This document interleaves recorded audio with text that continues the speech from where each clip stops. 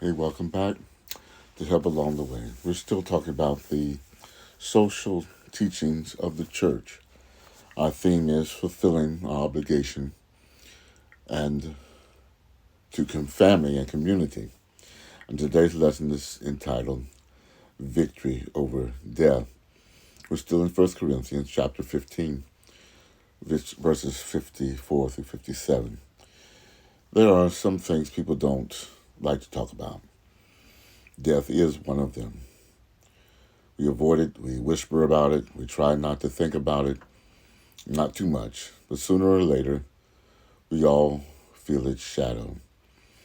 We lose someone we love, we stand at the graveside, we feel that deep, quiet ache inside. And in moments like that, the question rises, is this the end? Into that question steps the bold voice of Paul the Apostle. Paul writes these powerful words, death is swallowed up in victory. O death, where is your sting?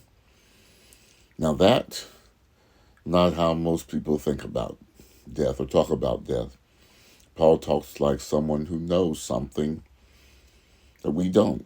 He speaks with confidence, with courage, and he speaks with hope. Paul describes death like something that once had power but had lost it. He calls it a sting, like a bee. Now, a bee sting hurts. It can make you jump. It can cause pain. But here's something interesting. Once a bee uses its stinger, it loses it. It can't sting again the same way. Imagine a child who is afraid of a buzzing bee. They run, they panic, but then someone gently explains, that bee already lost its stinger, can't hurt you anymore. The buzzing is still there, but the danger is gone. That's what Paul is saying about death. Because of Jesus, death may still come, but has lost its power to destroy. Paul tells us how this victory happened. He says, thanks be to God who gives us the victory through our Lord Jesus Christ. That means Jesus faced death. Jesus went through the grave, and Jesus came out victorious. He didn't avoid death. He defeated it. Now let's bring this, close to home to our hearts, because this isn't just theology. It's personal. Because of the resurrection, we don't have to live in fear. We don't have to be controlled by worry. We don't have to feel hopeless when we lose someone. Yes, we grieve. Yes, we cry. But we do not grieve without hope. Picture a family gathered together after losing a loved one. There are tears, there's silence, there are memories shared. But in the middle of the sadness, there is also peace. Why? Because they believe. This isn't goodbye forever. We will see them again. That belief changes everything.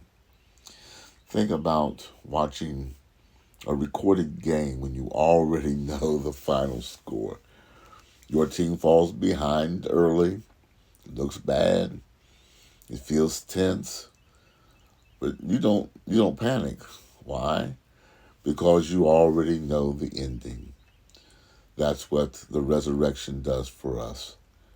When life feels hard, even when death shows up, we already know the final outcome.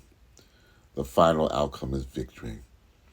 If death is defeated, then fear doesn't get the last word. And that changes how we live in our families and communities. We love more deeply.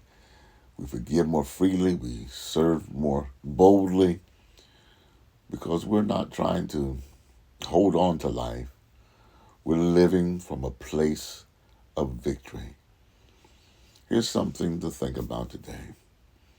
A question to ask. Am I living in fear or am I living in victory? Because sometimes we say we believe in the resurrection, but we still live worried, anxious, and afraid. But Paul reminds us, you already have the victory. Death may still knock at the door, but it doesn't own the house anymore. Jesus does. And because he lives, fear is replaced with peace, loss is met with hope, and endings become new beginnings. So lift up your head today, stand a little taller, and remember the victory has already been won. Thank you so much for viewing today. We'll see you next time.